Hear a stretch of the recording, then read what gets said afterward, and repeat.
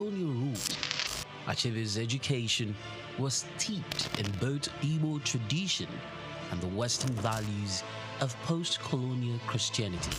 As a student at the University of Ibadan, he became fiercely critical of how Africa was portrayed in Western literature. Achebe believed that Western literature often painted Africa as a dark and primitive continent, but he sought to tell the African people's lens. In 1958, Achebe's groundbreaking novel Things Fall Apart shattered colonial narratives through the tragic story of Okonkwo, an Igbo warrior.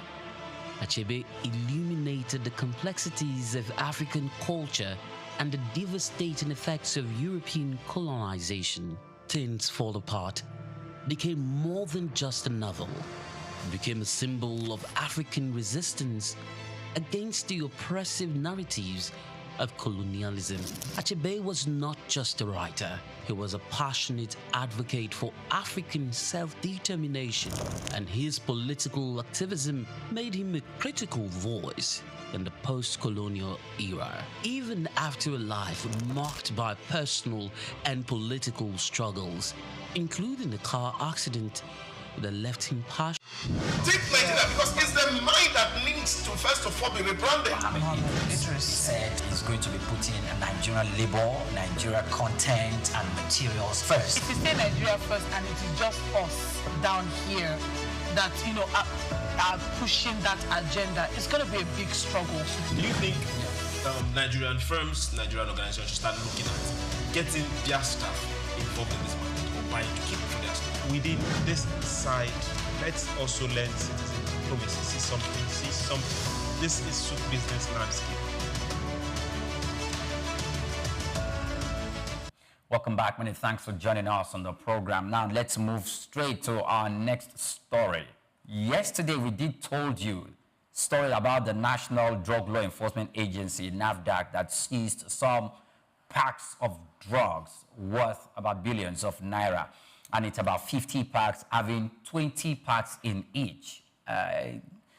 According to the calculation, we're told it was lots of money, that no arrests were made at the moment because the consignment was not directed to any specific consignee. So they didn't lay their hands on any suspect.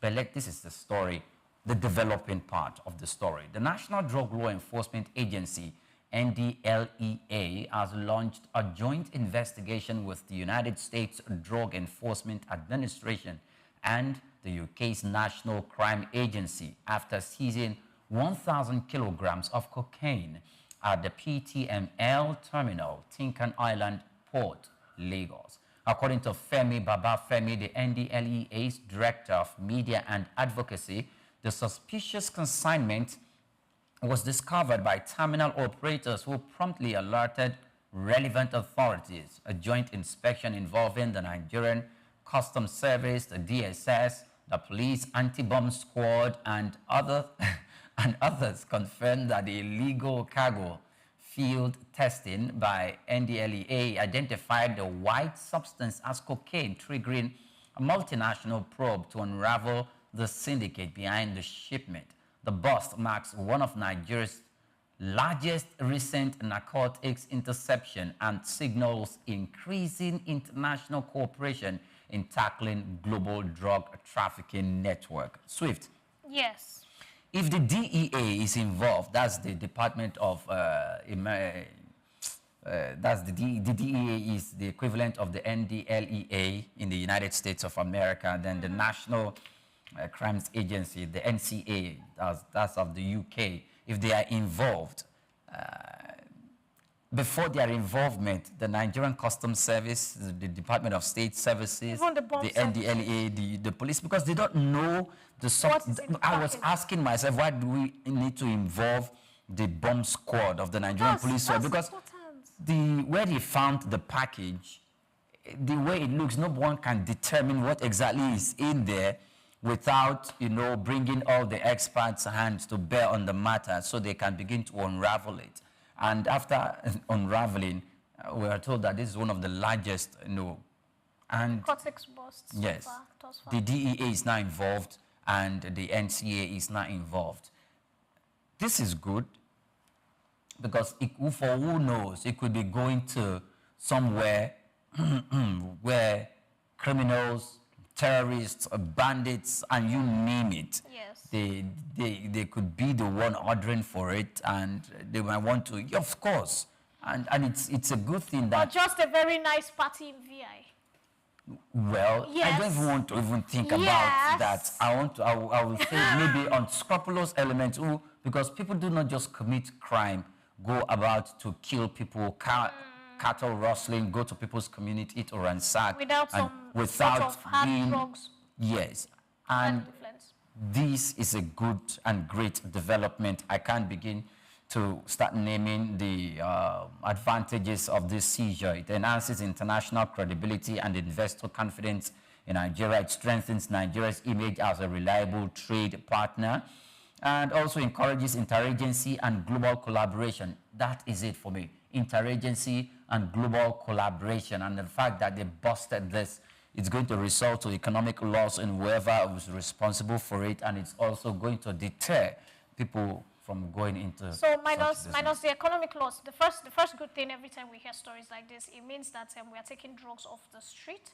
It's very terrible when you go around and you see 15, 16, 17, 18, 19, 20-year-olds under the influence. You see some who have stopped going to school. There was a story of someone, I think in Souq or something, that stabbed both mother and father to death because he was under the influence. And he said he had gone to a party and they had given him something. And of course, getting home, the parents just accosted him, "Where are you coming from?"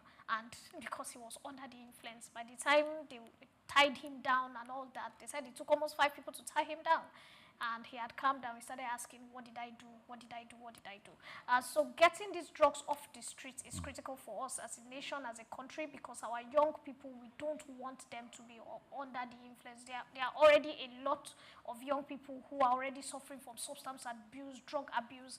And so for this alone, this is very good for the economy. It's laudable to the customs service, it's laudable to the DSS, it's laudable to the fact that we are seeing a collaboration of these different agencies working together to move Nigeria forward, because taking off drugs from the streets is a step in the right direction for the country. That's one. Two, when it comes to, toning down on this, like you said, yes, a lot of bandits, criminals, armed robbers, these unscrupulous elements, they have been linked to drug use. So if these drugs are being, taken down, limited, the coming in of the drugs are being limited to a minimum level in Nigeria, it is a good thing. But I think the country needs to do more, because first of all, what upset me when I was excited about it until I saw they couldn't trace who imported this, that the packet, they couldn't trace, except they don't want to give us this information.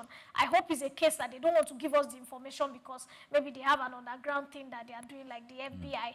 But if it's the fact that they could not trace it, this is where the problem is coming from. How do you bring in such large quantity, and we are saying we can't trace it to a name, we can't trace it to a company, we can't trace it to an individual who exported, who imported? How did this get into Nigeria? These are the questions. Then my final question is, are these things going to be destroyed? Because there was a time that there was rumor that there were certain products that were brought in, like tramadol, and certain officers hid these products and shipped to the north. And so the question is, are they being destroyed? Can we see the videos of these products being destroyed? Because we don't just want it in, we want it destroyed. It's the same thing that happened in US at a time where, cocaine was coming in, and a particular arm in the federal government, I think the FBI or so, were accused of taking those products and pushing it back to the black neighborhoods. And so we don't just want to congratulate them that this has been busted. Can we see it destroyed so that nobody sneaks these products out and say they are using it for something or testing or chemical and resell? So that it's not back on the streets. That's my take. Our next story is also a connecting story, and it had to do with the Manufacturers Association of Nigeria. They've urged the federal government to withdraw its directive banning the production and sale of alcoholic drinks in sachets and small PET bottles by December 31st, 2025. In a statement on Wednesday, MAN's Director General, Segun Ajayi Kadir, said the decision contradicts previously agreed alternatives reached through stakeholders' consultations. He warns that the move could have negative economic and employment implications, particularly for small-scale producers. The National Agency for Food and Drug Administration and Control, NAFDAC, had announced its intent to enforce the ban as part of broader public health measures. However, manufacturers argue that a sudden enforcement could disrupt supply chains and ignore the phased approach initially agreed upon. Okay, fine. We have a crew member here who has been shaking his head on who does what and who didn't do that. Yes, always against man. I wish I could bring him on studio He's to give us his position, because when I start talking about the producers who are saying, oh, it's going to affect the economic well-being of those who are the small producers, he was nodding his head in a very, very vigorous smile like, yeah, I agree with that perspective. So what's your perspective? Follow us on all our social media platforms at Souq News TV. Tell us your position. Is the government position okay? Because the Senate, I remember vividly, took this position that, look, it's destroying the lives of the younger people because now they have easy access. And I remember vividly speaking to Amin, who equally said that it is not about destroying these things or arresting the people. It's about regulation. The regulatory authorities should do their job, because most of these alcohol drinks that are being consumed, some of them are quite medicinal because they fix some root in them. Well, that was someone's own perspective. What's your own perspective? Maybe before you say one or two, let me get Swift's perspective. Okay, so first of all, every time that a friend of mine that is a doctor says, every time that they rush in a male between 21 to 35, and eyes are yellow, his can't move, looks like malaria, the first thing they ask him is, early in the morning, what do you drink? And once the person comes down to say, oh, I drink this particular, bitters, okay. This, I drink, they just know that what is wrong with him is kidney related. Because these things, you are taking it, either your kidney or your liver, and as it's going in, it's damaging you. In fact, you see these people, they look unhealthy. You see their eyes.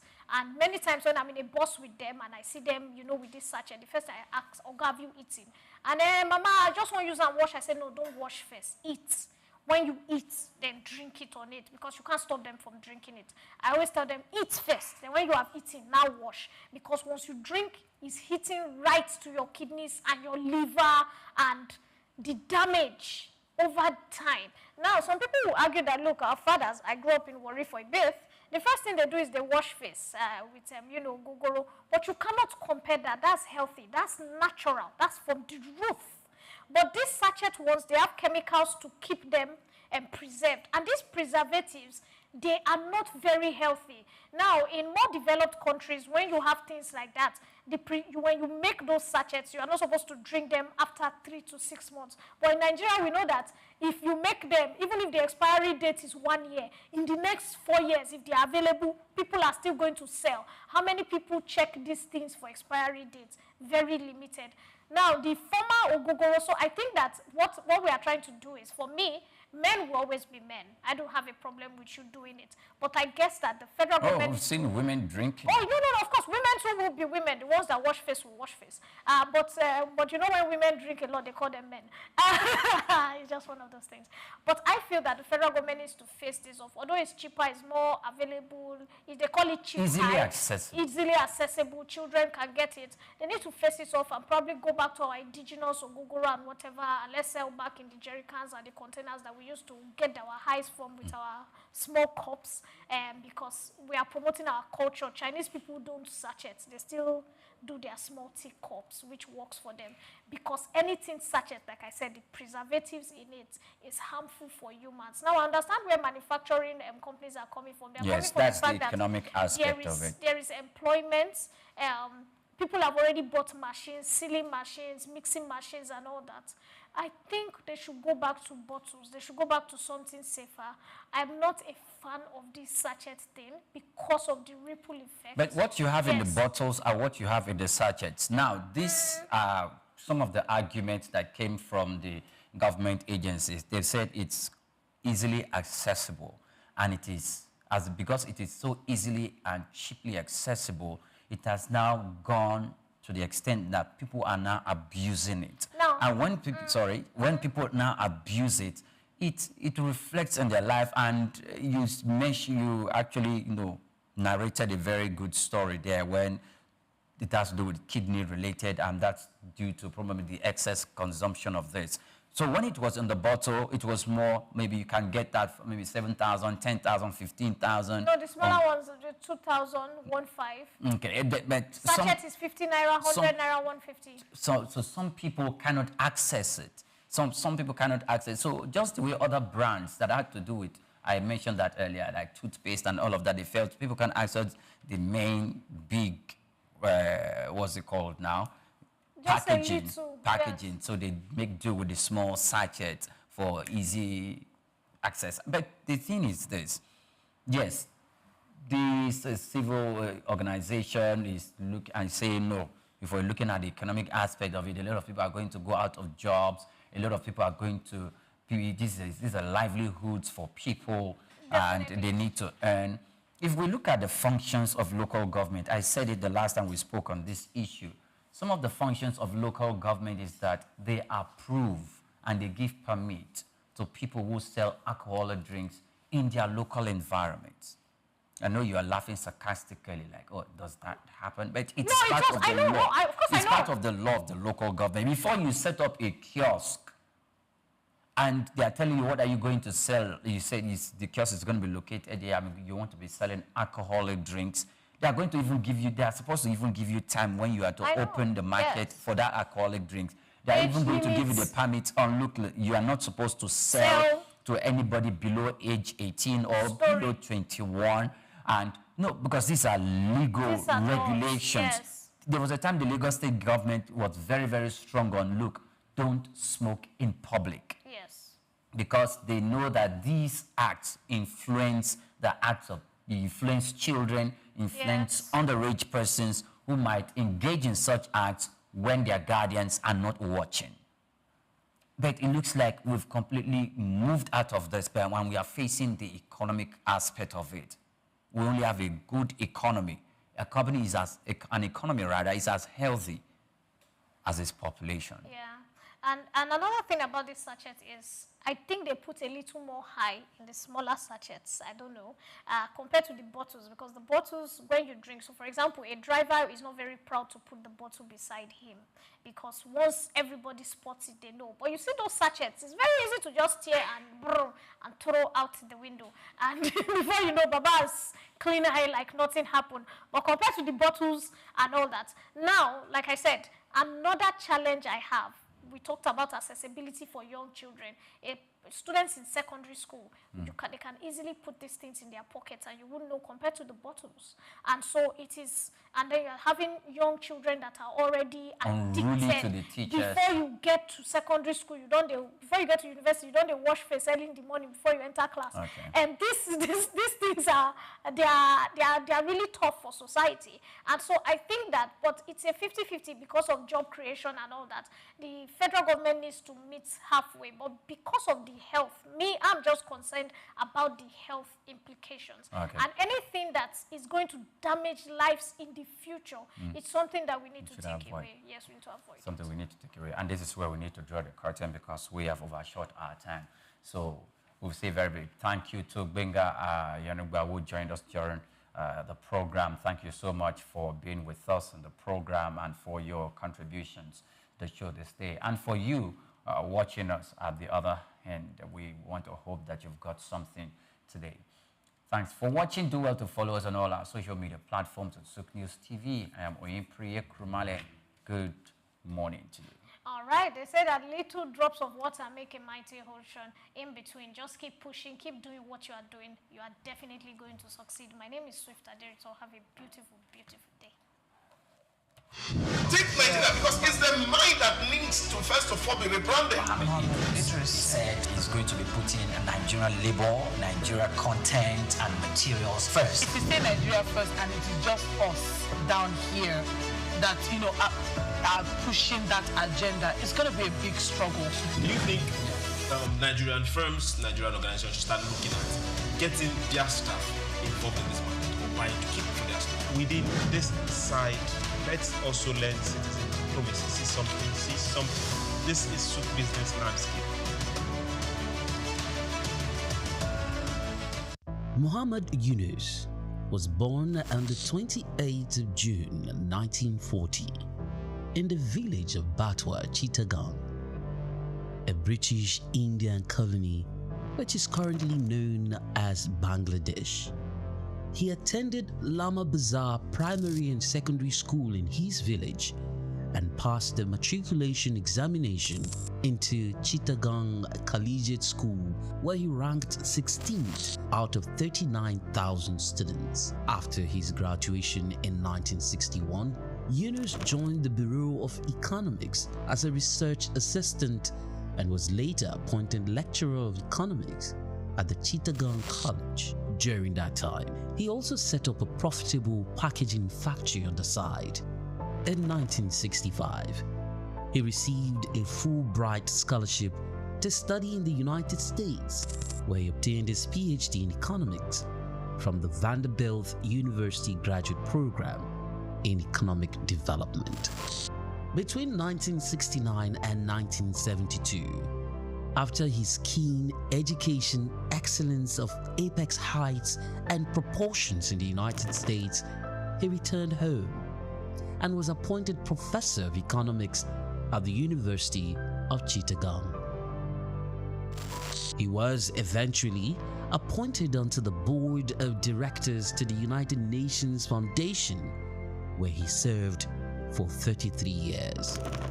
When Bangladesh suffered a famine in 1974, Yunus felt he had to do something for the very poor. In his country, he founded the Grameen Bank. His motivation was to create economic and social development for the very poor, giving long-term loans to those who wanted to start small enterprises to pay back when they can. The aim to help was to get many of them out of poverty. For this, he was awarded the Nobel Peace Prize in 2006. Muhammad Yunus is a recipient of numerous international awards for his ideas and endeavors, including the Humanitarian Award in 1993, World Food Prize in 1994, Independence Day Award in 1987, Bangladesh's highest award, the King Hussein Humanitarian Leadership Award in 2000. He was also awarded the Volvo Environment Prize in 2003, Nikkei Asia Prize for Regional Growth in 2004, Franklin D. Roosevelt Freedom Award in 2006, as well as the Seoul Peace Prize in the same year. All humans are born entrepreneurs, he would always fondly say. His heart showed through his everyday life.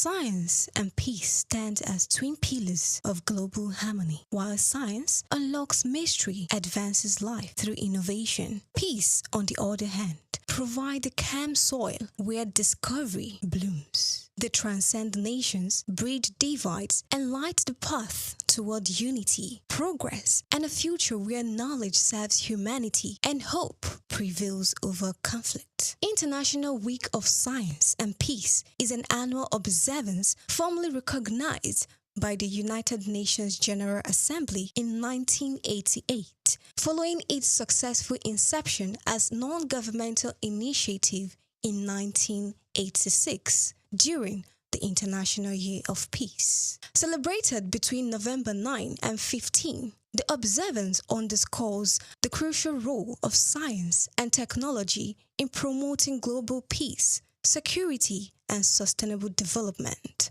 It emphasizes the interconnection between scientific advancement and the maintenance of peace, advocating for the ethical and peaceful application of knowledge so that progress in science serves humanity's collective good rather than contributing to conflict. The week aims to raise public awareness about the link between science and peace, fostering dialogue among scientists, policymakers, and the general public.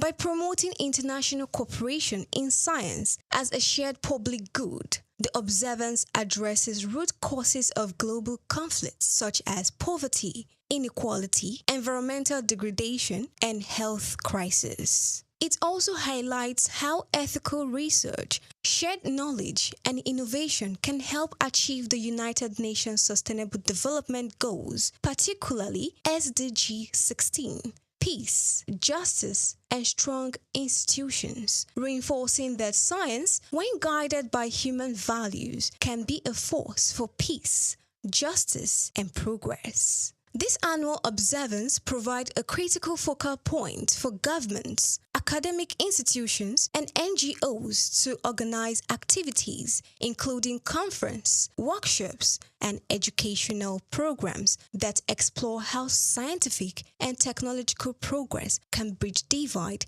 enhance mutual understanding, and prevent conflict. By affirming the principles of the UNESCO recommendation on science and scientific researchers, the week serves as a timely reminder of the scientific community's ethical and social responsibilities, pushing the transparency, accountability, and respect for human rights in all scientific endeavors. Ultimately, the International Week of Science and Peace demonstrates that the greatest potential of science is realized when it is intentionally harnessed for the construction of a more peaceful and sustainable future for all.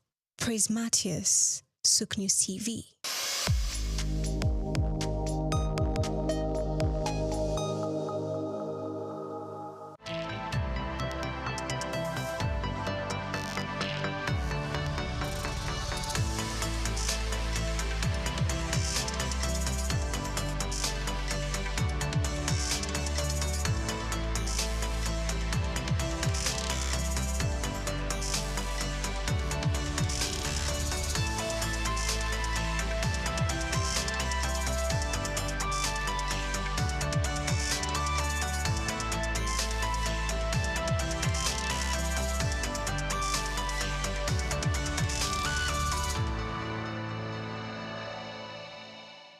Optimism is a strategy for making a better future because unless you believe that the future can be better, you are unlikely to step up and take responsibility for making it so. Responsibility is the price of greatness. How else can one explain the thought process of a 24-year-old youth leaving the luxurious comforts in the United States to fill in for his incarcerated father in sub-Saharan Africa, Nigeria, and run a family business holding the fort till stability was achieved? This is the story of Abdul Samad Rabiu, an unassuming, silent achiever.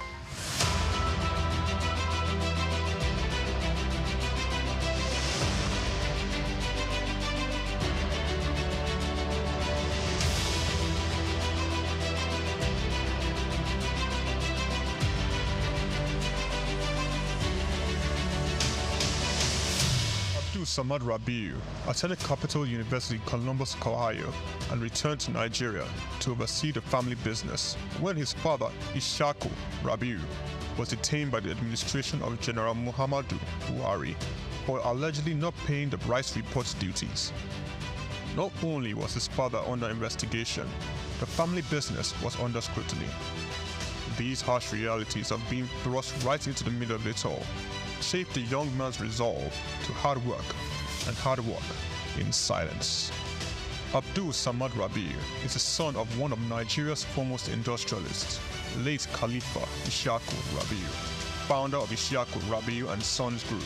The family operated holding company with a history of investment in manufacturing, insurance, banking, and real estate. In the 1970s, the group invested in manufacturing, with its first investment being the Kano Suits and Packaging Cases Company, a factory producing suitcases and handbags.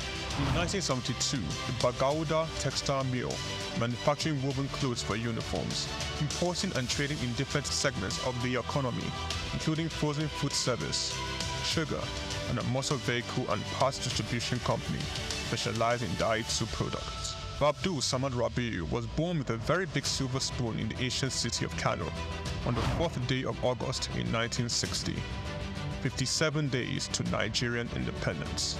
24 years later, responsibility beckoned. He was in the family business till 1988. Abdul Samad Rabiu, following in the steps of the family business, established BUA Bois International Limited in 1988. Solely for commodity trading, Bois International Limited imported rice, edible oil, flour, iron, and steel. The much needed wins to his